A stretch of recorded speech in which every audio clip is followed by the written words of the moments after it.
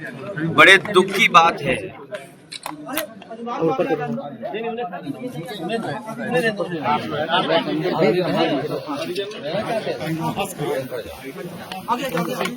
फैल जाओ तो फैल जाओ। बड़े दुख की बात है, दुख की बात यह है कि जहां सरकार को और इलेक्शन कमीशन को मिलकर के लोगों के बीच में उनका वोट कैसे आसानी से बने, वोट सबके बन जाएं और वोट डालने का सबको मौका मिल जाए। इलेक्शन कमीशन फेयर इलेक्शन कराए, निष्पक्ष होकर के काम करे और वोटर लिस्ट भी निष्पक्ष बने।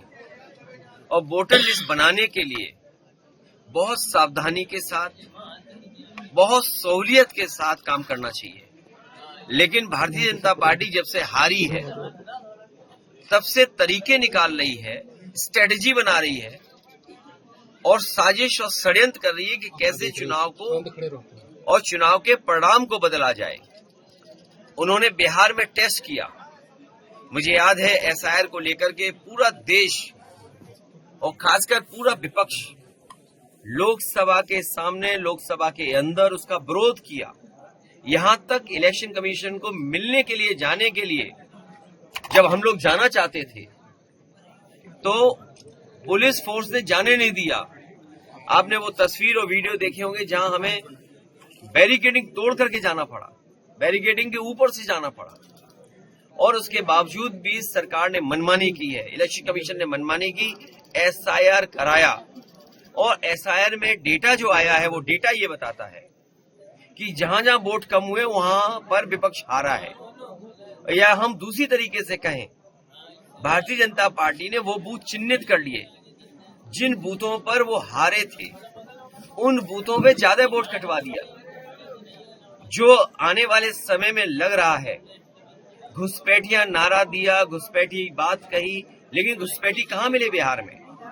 असली उनका लक्ष्य है वेस्ट बंगाल, ममता बनर्जी जी, कि ममता बनर्जी जी मुख्यमंत्री ना बन पाए। वहां पर झूठा प्रचार किया जाए कि वहां पर घुसपैठिए इतने, बाहर के लोग इतने आ गए हैं, इनके वोट को सुधारने के लिए, काटने के लिए हमें एसआईआर करना पड़ रहा है। और यूपी जैसी जगह जो देश की सबसे बड़ी स्टेट है, सबसे ज्यादा मतदाता हैं, वहां पर इतनी जल्दीबाजी क्यों, इतनी जल्दीबाजी क्यों और इतना प्रेशर क्यों दे रहे हैं आप? जबरदस्ती क्यों बना रहे हैं लोगों को कि जाएं और अधिकारी गांव गांव घूमे, घर घर जाएं और वोट बनवा लें? और उस समय तय किया इन्होंने, मैं बड़ी जिम्मेदारी के साथ पत्रकार साथियों से कहना चाहता हूं, इन्होंने निकलवाया कि शादियां कब ज्यादा हैं, त्योहार कब ज्यादा पड़ेंगे, शादियों में लोग जब व्यस्त रहेंगे उसी समय जानबूझ करके इलेक्शन कमीशन ने बीजेपी से मिलकर के वो तारीखें तय की हैं। तारीख बीजेपी ने दी है और एसआईआर के लिए घोषणा इलेक्शन कमीशन ने किया। तारीख देख ली उन्होंने जब शादियां ज्यादा हैं, उसी समय इलेक्शन कमीशन से एसआईआर करा दिया। आज जिस परिवार से मैं मिला हूं, सुपरवाइजर ये थे सुधीर कुमार कोरी, ये अपनी पूरी नौकरी जिम्मेदारी के साथ कर रहे थे, लगातार जिम्मेदारी अपनी निभा रहे थे। लेकिन इधर अचानक सरकारी अधिकारियों ने, वरिष्ठ अधिकारियों ने, उनके ऊपर वाले अधिकारियों ने उन पे दबाव बनाया और दबाव बनाने की वजह से परिणाम ये हुआ कि उनकी जान चली गई और उन्हें सस्पेंशन की चिट्ठी की धमकी दे दी, सस्पेंशन की चिट्ठी दिखा दी। इस दुखी परिवार से मैं मिलने आया था, उनकी बहन, उनकी माँ, उनके और परिवार के सदस्यों से मैं मिला हूं। हम इनके दुख में शामिल हैं। माँ ने अपना बेटा खोया है, बहन ने अपने भाई को खोया है, और एक ऐसा भाई जिसकी शादी होने जा रही थी। सोचो, लोकतंत्र को मजबूत करने के लिए बाबा साहब भीमराव अम्बेडकर जी के साथ जो संविधान है, और लोगों को समय भी नहीं दे रहे हैं आप, और एक फॉर्म, 2 फॉर्म, 3 फॉर्म घर घर बांटिए आप फॉर्म।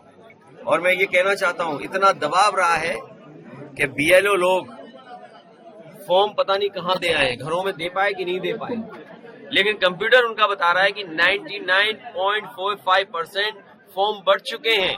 विपक्ष की रणनीति और अरे चुप रहो थोड़ी देर। और 99.45 फॉर्म बांट दिए उन्होंने। और सुनने में आएगा, आप देख लेना, कि जब कलेक्शन की बात आएगी तो ये रणनीति बना रहे हैं कि विपक्षियों के बूथ पर वोट काट दो, उनके वोट कट जाएं, जिसमें वोट काटने की रणनीति है पीडीए को वोट काटना, पिछड़े, दलित, मुसलमान भाई, आदिवासी, आदि आबादी और जो अच्छे अगड़े उनके भी वोट काट दो। जो सेकुलर है, सोशलिस्ट है, निष्पक्ष है, डेमोक्रेटिक है, उनका भी वोट काट दो। तो केवल उत्तर प्रदेश में नहीं, देश में जहां जहां हो रहा है ऐसा है, वहां ऐसी घटनाएं मिल रही हैं। और जल्दीबाजी क्या यूपी में, दबाव क्यों बनाना है अधिकारी पर? आपने न ट्रेनिंग दी उन्हें, न फॉर्म भरना सिखाया, और सीधा आप करा रहे हैं। और अगर हमारे प्रेस के लोग सच दिखा दें तो कहो इन्हें भी आत्महत्या करनी पड़ सकती है, इनकी भी जान ले सकते हैं, इनकी भी एफआईआर हो जा रही है, कई पत्रकारों की जान गई है। जो विपक्ष के लोग हैं, पहली भूमिका ये कि हम लोग इनके घर परिवार के साथ हैं, और लोकतंत्र में जहां हो सकता है वहां आवाज उठाएंगे। और अभी लोकसभा चलने वाली है, वहां पर जितने भी बीएलओ मरे, जिनकी जान गई है, उनके लिए सरकारी नौकरी मांगेंगे, 1 करोड़ परिवार के लिए मदद मांगेंगे। सरकारी जितनी योजनाएं हैं वो योजनाएं इन घर परिवार के लोगों को मिले, और जनता से कहेंगे लोकतंत्र बचाने के लिए अपना वोट बनाएं और भविष्य में भारतीय जनता पार्टी को हराएं। विपक्ष की क्या रणनीति है? तो मैं सुनाई नहीं दे रही, यही तो रणनीति है। रणनीति यह है कि सरकार को नंगा कर दें, और कोई शब्द कहें। आप सोचिए, योगी होकर के सनातन सत्य का रास्ता है और झूठ का सहारा ले रहे हैं। आईएएस क्यों बनते हैं, आईपीएस क्यों बनते हैं? आप संविधान के तहत चलें। आप एसडीएम क्यों हैं? लोगों की सेवा करें। हमारी रणनीति यही रहेगी कि सरकार को घेरते रहेंगे। परिवार का क्या कहना है? परिवार को हमने 2 लाख की मदद की है, और परिवार जो तहरीर देगा हम उनकी मदद करेंगे। लेखपाल संघ द्वारा प्रदर्शन किया जा रहा है, एसडीएम साहब के ऊपर मुकदमा नहीं लिखा जा रहा है। वो इसलिए नहीं लिखा जा रहा है मुकदमा क्योंकि वो सरकार के अधिकारी होंगे, और जो सरकार के अधिकारी का मतलब भारतीय जनता पार्टी के अधिकारी होंगे। प्रदेश जो भारतीय जनता पार्टी का अधिकारी होगा उस पर एफआईआर नहीं लिखी जाएगी। प्रदेश में लगातार दलित उत्पीड़न चालू है। आंकड़े जो बताते हैं और जो हम लोगों को जानकारी मिलती है वो यही है कि सबसे ज्यादा दलितों के ऊपर अन्याय सरकार में हुआ है, पिछड़ों के ऊपर हुआ है, आदिवासी भाइयों के ऊपर हुआ है, और अल्पसंख्यक भाइयों पे तो जबरदस्त हो रहा है, जिसकी आप और हम कल्पना नहीं कर सकते हैं। और एक बिंदु और है, एक स्तंभ और है हमारा, अगर पत्रकार साथी सच लिख दें तो इन पे भी एफआईआर हो रही है।